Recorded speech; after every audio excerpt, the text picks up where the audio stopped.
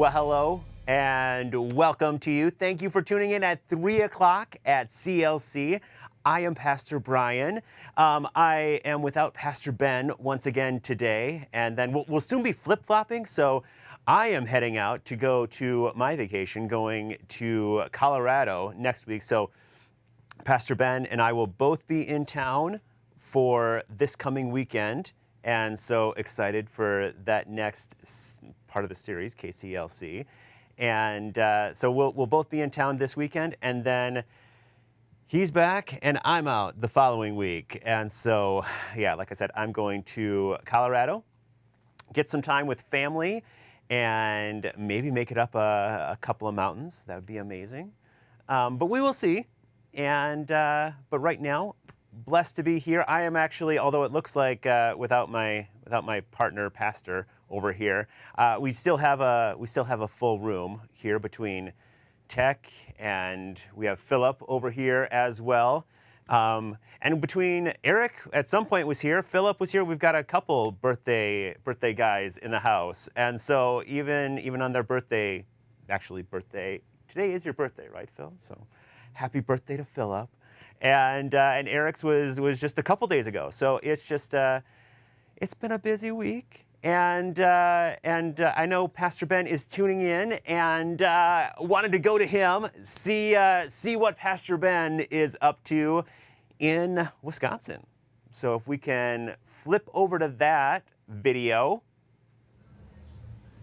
Hey everybody, I know I look a little rough. It's my last day in Wisconsin, and I've been cleaning carpets and staining a front porch, but all is well and it's beautiful here. I know it's been so hot back in Las Vegas and the Valley, so I can't say I'm sorry I missed it, but I'm sorry we're all going through it. But I hope you're all doing well. I fly tomorrow evening, so if the flight's on time, I will be back in Las Vegas tomorrow evening. But all is well and all is doing good, and by then I'll have shaved and showered and I'll look a little bit better. So as you can see behind me, beautiful Rest Lake in Manitowish Waters, Wisconsin, right behind me.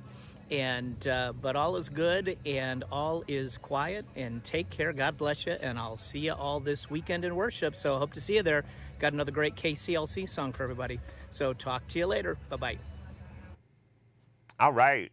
Well, I'm sure loving that green right now, and that weather that looks actually comfortable to be outside. So I think enjoy that while you're there. Hopefully he's enjoying his last couple days out there before he comes back to the furnace a little bit. And it warms right up here, but hopefully you're doing all right wherever you are at. But we do have a song for you today, and it is a wonderful song. Philip, have we done this song? When have we done this song here? Yeah. But it is a Keith Thompson song. So we're going to turn to that song now. So let's do that.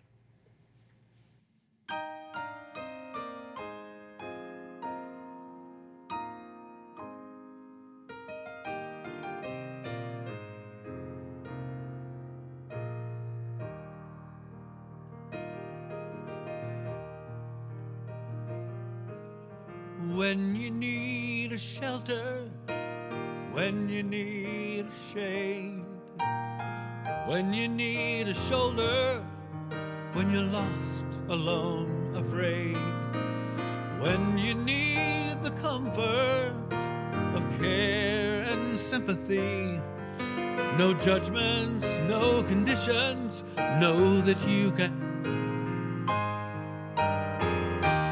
turn to me. My heart is here to hide you. Turn to me.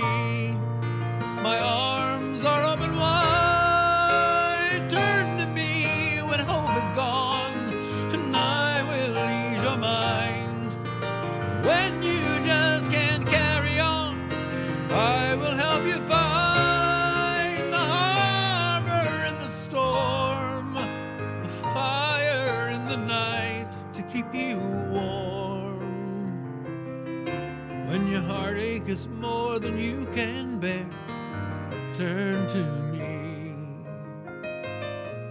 I'll be there. Life is just an ocean, a wild and windy sea. When you need an anchor, know that you can turn to me, and I will give you fortress to find your faith again. A boat against the current, turn to me and find a friend.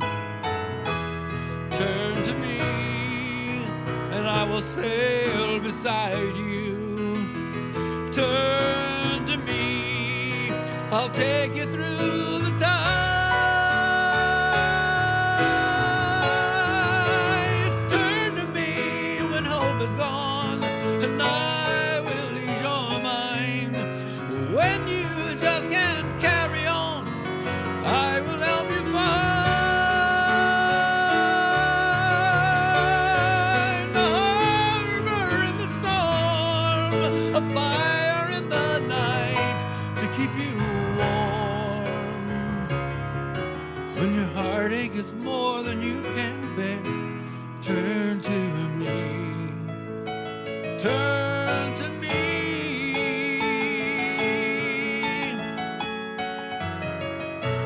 I'll be there.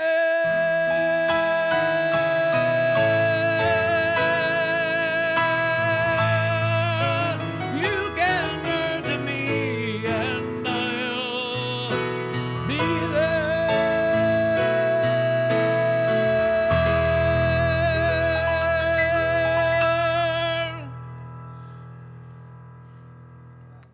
Wow. Wonderful, wonderful song. A lot of meaning to that, and I think we could all use that in our world.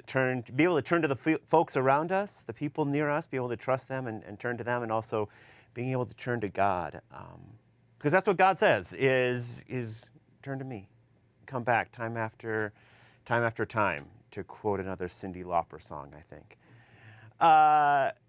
Philip, do you know when this song was written? When did Keith write that? Probably 5 or 6 years ago? Yeah. Okay. So been around for a little bit, but yeah, this is not one of his that I was super familiar with, but I love it. So a great one. And as I listened to it, it reminded me, first off, yeah, we do have that kind of dynamic where it is trusting the people around us, that we can trust the people around us and being able to turn to them, but also being able to turn to God. And there are all kinds of examples of both of those throughout the scriptures. And one famous example that, to me, it's one of the most powerful examples, but comes from the Old Testament in the book of Ruth. And you have this story about, it's a story that features this woman named Ruth, which is something in and of itself that here's a very, very ancient story, and how it features a woman when many women certainly did not have books written about them at that time, not the common experience. But these two women, Ruth and Naomi, having that place where Ruth who is the younger person, and they've lost all the men in their life. They have all died. And Ruth is telling this older woman, Naomi is wanting to leave. She's ready to walk away from everything on her own. And Ruth says, I'll go with you. And, turn to me. I'm going to walk alongside you. You're not going to have to face this world on your own, right? And Naomi's response is to push back.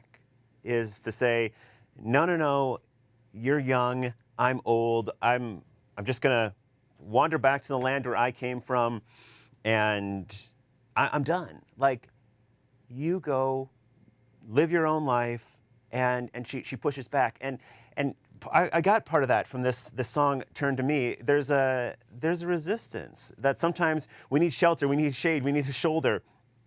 We're lost, we're alone. All of these things, fear creeps in, all of that.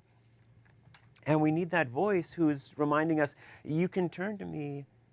And so often we might hear that, but sometimes it's our pride, sometimes it's our shame, sometimes it's, I mean, who knows what it could be that we don't let those other people in. And sometimes people are literally saying, you know, turn to me, or I'll go with you on this, and we push back. We say, they probably can't be, they can't be talking about me, they can't be, they don't know the true me. And if they knew the real me, they wouldn't want this. I mean, that's certainly Naomi in this story of Ruth.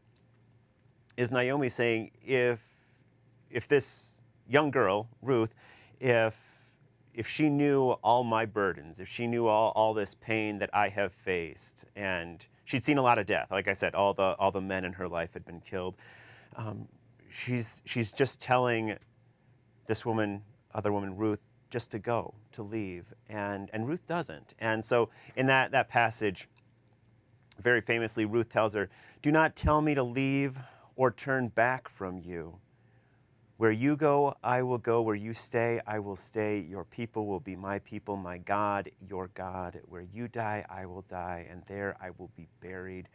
May the Lord deal with me ever so severely, if even death separates you and me." And when Naomi realized Ruth was determined to go with her, she stopped urging her and just let her come. Let that space be there and joining alongside her. And so a powerful story right there.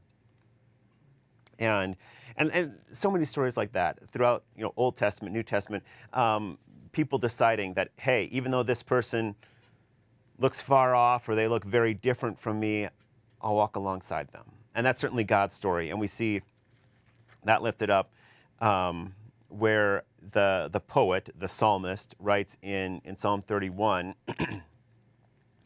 about turning to God. "In you, O Lord, I have taken refuge. Let me never be put to shame. Deliver me in your righteousness. Turn your ear to me. Come quickly to my rescue. Be my rock and my refuge, my fortress to save me. Since you are my rock and my fortress, for the sake of your name, lead me and guide me. Keep me free from the trap that is set for me, for you are my refuge." All this language about a mighty fortress, really, which is where that song comes from, this psalm there.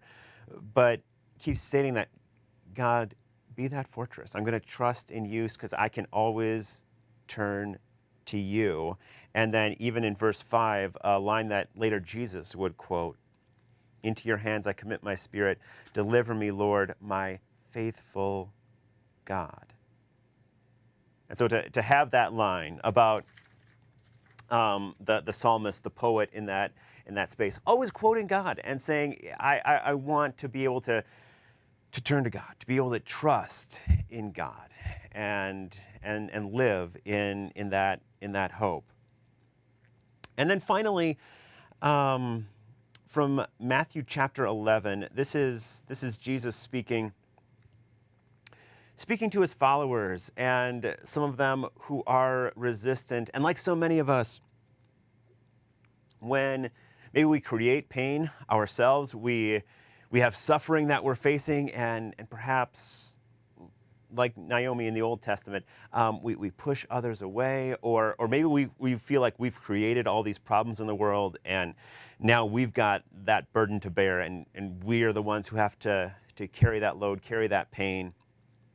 And it says in Matthew chapter 11, "Come to me, all you who are weary and burdened, and I will give you rest. Take my yoke upon you and learn from me, for I am gentle and humble in heart, and you will find rest for your souls." So Jesus is saying, come to me. And another aspect of this, what it means when Jesus says, come to me, or that Jesus says, I'm going to be there to walk alongside you. You can turn to me because I'm actually right there with you. This next video came out, it's been several years ago now.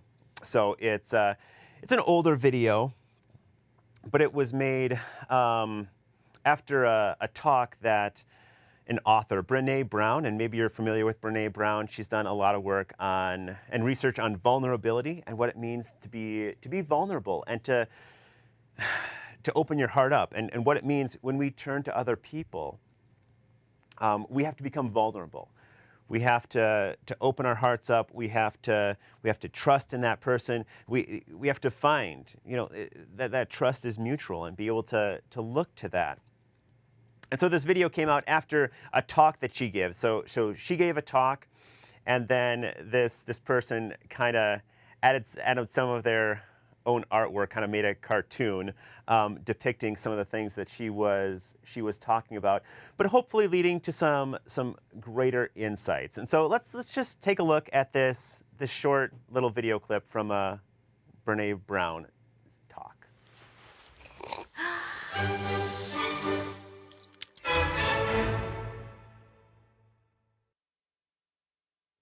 So what is empathy, and why is it very different than sympathy? Empathy fuels connection. Sympathy drives disconnection. Empathy, it's very interesting. Teresa Wiseman is a nursing scholar who studied professions, very diverse professions where empathy is relevant, and came up with 4 qualities of empathy. Perspective taking, the ability to take the perspective of another person or recognize their perspective as their truth. Staying out of judgment, not easy when you enjoy it as much as most of us do. Recognizing emotion in other people and then communicating that. Empathy is feeling with people. And to me, I always think of empathy as this kind of sacred space when someone's kind of in a deep hole and they shout out from the bottom and they say, I'm stuck, it's dark, I'm overwhelmed. And then we look and we say, hey, you climb down. I know what it's like down here, and you're not alone. Sympathy is, ooh, it's bad,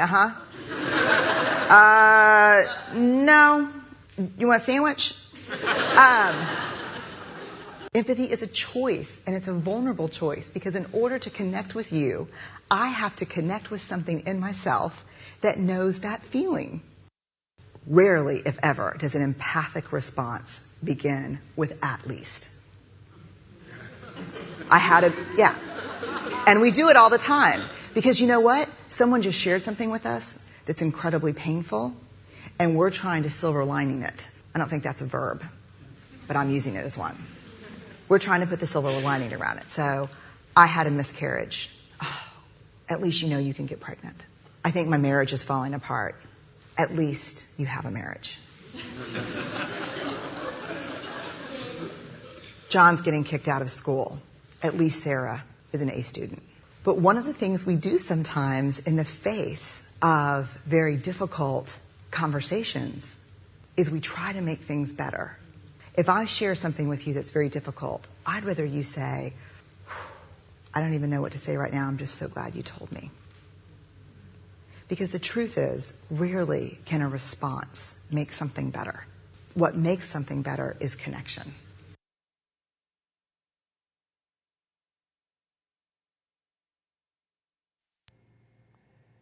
Yeah, so just a quick little video about relationships, really, what it means to be in relationship with somebody, and sometimes relationships, it's not just pointing, giving advice, or it's really coming to be with someone, and I don't think any human being can do that perfectly. But when Jesus says in that line, come to me, all you who are weary, burdened, and I will give you rest. I am gentle and humble in heart, and you will find rest for your souls. That Jesus sees us, he's down, willing to go down into the pit alongside us, because that's the kind of love that God shares. And even in this broken world, when we look at one another and we see we just see the brokenness, we see that in other people, we see that in ourselves. God looks at us and sees someone worth loving, sees someone worth caring for, and so compassionate to be all a part of. And so lifting that up, that's that's my insights for today. Looking at what it means to turn to God, for us to trust in that, to be vulnerable in that, and to see the world a little bit deeper. Like there is a deeper meaning, and we can trust a God who loves us that much to always walk alongside us, to be, because that's what relationship means to God, and what it means to the people around us. And if we can live like that, even taking a little step toward that each and every day. So with that, we are back again this weekend. So I believe Robbie's around for Friday as well.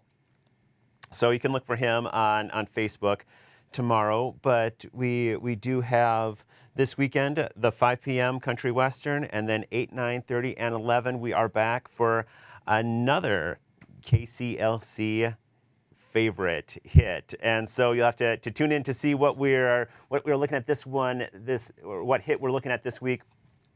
But hopefully it's something that lifts you up a little bit and makes you feel that God is calling and reaching out to each and every one of us. But with that, thank you for taking the time to join us once again on this Thursday, and I'm going to turn it over to Philip. Take it away.